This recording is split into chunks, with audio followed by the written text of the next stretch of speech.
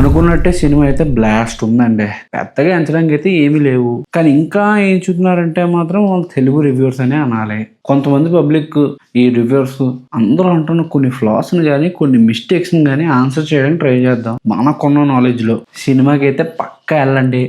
Cinema ప్రైజులు చూసి కూడా ఇంకా వెళ్ళండి అని చెప్పలేకపోతున్నాను అనుకోండి.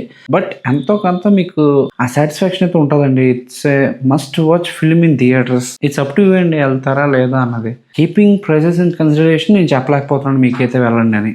ఎనీవేస్ 2 times అయితే చూసానండి. చాలా క్లియర్ మూవీ, క్రిస్ప్ మూవీ. చూసిన ఫస్ట్ టైమే మీకు క్లియర్గా అర్థమైపోతుంది సినిమా. అంత క్లియర్గా ఉంటుంది సినిమా అంతా. మీకు పుష్ప1 గుర్తు లేకపోయినా పర్లేదండి.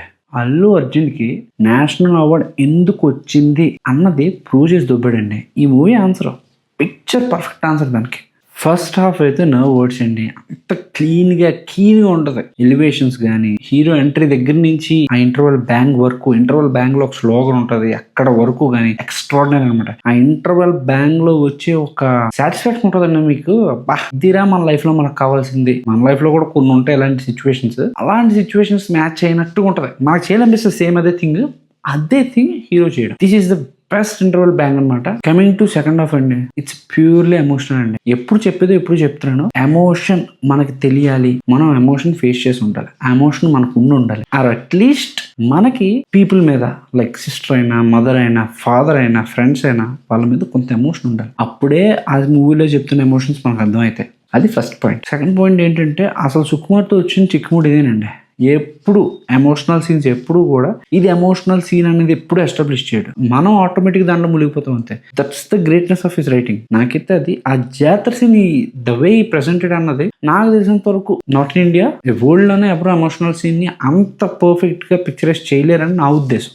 ఆ జాతర సీన్ అయితే జాతరే అందరికీ. అండ్ అక్కడ చిన్న నోట్ యాడ్ చేస్తానండి, ఇక్కడ కొంచెం ఎమోషనల్ థింకింగ్ కావాలి. ఇప్పుడు కొన్ని నెగిటివ్స్ అంటున్నారే, వాటి కోసం మాట్లాడదామండి. ఫస్ట్ నెగిటివ్ పాయింట్ ఏంటంటే హీరో పాన్పరాకి ఎక్కువ తినేసాడు, దానివల్ల డైలాగ్స్ ఏదైతే ఉందో అది మాకు క్లియర్ గా అర్థం కాలేదు అని చెప్పి కొంతమంది చెప్తున్నారు. టు బి ఫ్రాంక్ చెప్తానండి, ఎవరు కూడా అలాంటి మోడ్యులేషన్ చెప్పలేరు. అది రీ రికార్డింగ్ వెర్షన్ అయితే మాత్రం రీ రికార్డింగ్ లో వెళ్ళి నువ్వు ఒకటి నవ్వులుతూ మాట్లాడడం, దట్టు సిమిలర్, నువ్వు అది నవ్వులితే ఎలా ఉంటుందో అలాగే మాట్లాడడం అనేది వెరీ డిఫికల్ట్. అలా మాట్లాడుతూ కూడా అల్లు అర్జున్ గారు చాలా క్లియర్ గా మాట్లాడారు, చాలా క్రిస్ప్ గా మాట్లాడారు. అదైతే అర్థమైంది. ఇక్కడ నీకు ఎప్పుడు అర్థం కాదు అంటే everyone is shouting around you, అరుపులు కానీ ఇవన్నీ కానీ ఉంటే డెఫినెట్లీ నీకు కొంచెం అర్థం కాదు. సో దాట్ మీకు అర్థం కానట్టు అనిపించింది. కానీ నేను ట్వైస్ చూశానండి. ఫస్ట్ టైం నాకు కొన్ని డైలాగులు అలా అనిపించింది, కానీ సెకండ్ టైం అయితే నాకు ఏం అనిపించలేదు. క్లియర్ గానే వినిపిస్తున్నాయి. కాకపోతే the sounds which we get around us might disturb that, అంతే. తన వాయిస్లో అయితే క్లారిటీ లేదు అని నేను ఎక్స్పెక్ట్ చేయట్లేదు. And he did a best job. అలాంటి రీ రికార్డింగ్ చేయడం అన్నది ఇంపాసిబుల్.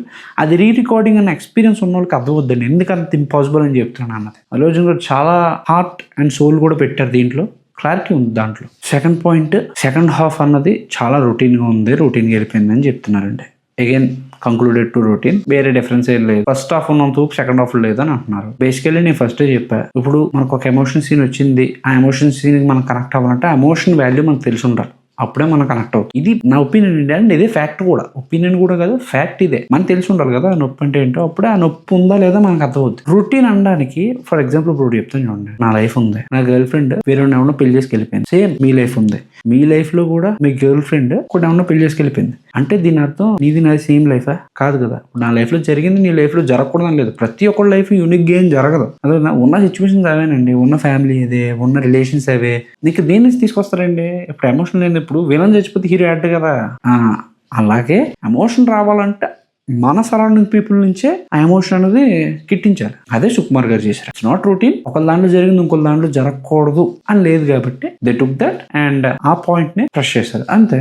థర్డ్ పాయింట్ వచ్చేసి సినిమా క్లైమాక్స్ క్రింజ్ అంటున్నారు. క్రింజ్ అంటే కొత్తగా ట్రై చేయండి అంటున్నారు. ఏ మూవీ రిలీజ్ అయినా అలా కొత్తగా ఒక ఫైట్ క్రియేట్ చేశారు. దాన్ని క్రింజ్ అంటారా ఏమంటారా పక్కన పెట్టండి, బట్ కొత్తగా అయితే ట్రై చేశారు. అది క్రింజెస్ట్ ఫైట్ అనుకునే బదులు హీరో అంత డెస్పరేట్ గా ఉన్నాడు అని చూపించడానికి విజువలైజ్ చేశారు అంతేగాని అదంతా I don't think it's cringe.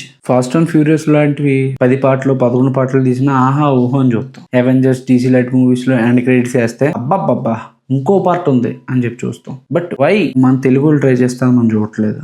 నాకు అర్థం కాదండి. సేమ్ వాళ్ళు కూడా సేమ్ ఎంతే ఇస్తారు, nothing bigger. I think Black Adams అనే మూవీలో ఎండ్ క్రెడిట్స్ లో సూపర్ మ్యాన్ వస్తాడు అంతే, వచ్చి లెట్ మీ టాక్ ఏదో అంటాడు అంతే, చిన్న వర్డ్, అదే ఎండ్ క్రెడిట్. దానికి అరుపులే మెరుపులే. ఇప్పుడు అలాంటి ఒక ఎండ్ క్రెడిట్ పుష్పలో కూడా పడింది. ఇది క్రింజ్ అనడానికి అయితే లేదండి. వాళ్ళని యాక్సెప్ట్ చేస్తున్నప్పుడు మనల్ని కూడా ఎంకరేజ్ చేయాలన్నది నా ఉద్దేశం. వాళ్ళ లెవెల్కి వెళ్ళారంటే వాళ్ళని ఎంత సపోర్ట్ చేస్తే వాళ్ళు ఇల్లు ఉంటారు. 11 parts తీయగలిగారంటే సీ వాళ్ళకి ఎంత ఎంకరేజ్మెంట్ ఉందో. ఐ హోప్ అర్థమవుతుందని. అండ్ ఫోర్త్ నెగిటివ్ అండి, యాక్చువల్లీ ఇది సినిమాలో ఉన్న నెగిటివ్ కాదు, బట్ సినిమాకి జరుగుతున్న నెగిటివ్ అని మనం అనుకోవచ్చు. For example prices of the ticket అండి. ఇది ప్రీవియస్ గా చాలా మంది మాట్లాడారు, ఇప్పుడు మాట్లాడుతున్నారు. బట్ ప్రీమియర్స్ మనకి ఎంతగానో దెబ్బ అయింది అల్లు అర్జున్ గారికి.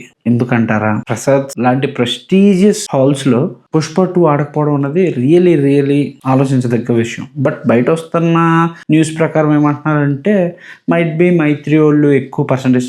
అవన్నీ మనకు తెలియదు, we cannot judge. But it's ultimate loss అండి. యూఎస్ లో ఎన్ని స్క్రీన్స్ లో ప్లే అవుతుంది అంటే, మన దగ్గర ఉన్న ప్రెస్టీజియస్ హాల్స్లోనే అది ప్లే అవ్వకపోతే, ప్రెస్టీజియస్ స్క్రీన్స్లోనే అది ప్లే అవ్వకపోతే ఎంతో కొంత బాధ ఉంటుంది కదా ఫ్యాన్స్ కన్నా, అల్లు అర్జున్ గారి కన్నా, సుకుమార్ గారి కన్నా. లాస్ట్ అండ్ ఫైనల్ నెగిటివ్ అండి, అల్లు అర్జున్ గారు యాక్టింగ్ బాగా చేశారు, లైఫ్ పెట్టారు, సోల్ పెట్టారు, what not everything on board. But 2 మైనస్లు ఫ్రమ్ అల్లు అర్జున్ గారి ఎండ్లో ఏంటంటే, ఒకటి నంద్యాల విజిట్ చేయడం ఎలక్షన్స్ టైంలో, 2 నిన్న సంధ్య థియేటర్కి విజిట్ చేయడం.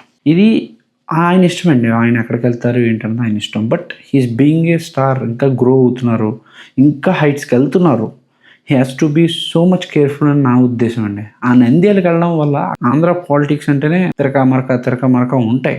And they used Allu Arjun అన్న ఉద్దేశం. అగేన్స్ట్ పీకే ఫ్యాన్స్ అల్లు అర్జున్ యూజ్ చేసుకున్నారు అక్కడ పొలిటికల్ పార్టీ.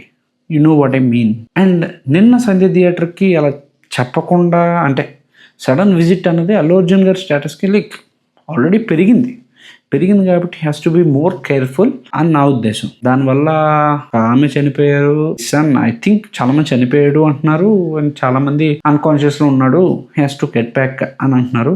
మనకు తెలీదు, బట్ తెలిసినా తెలియకపోయినా అల్లు అర్జున్ గారి నుంచే జరుగుతున్న మిస్టేక్ కాబట్టి has to take care of it. ఇది కానీ చేయగలిగితే will have more number of fan and have a huge fan base also అని నా ఒపీనియన్. అల్టిమేట్ గా తన ఇష్టం అండి. టీఎఫ్ఐ ప్రాబ్లం రాకుండా, నా టీఎఫ్ఐ హీరోకి ప్రాబ్లం రాకుండా ఈ మాటలు చెప్పాను.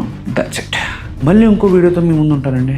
అప్పటి వరకు bus Gaya, Tata, good bye.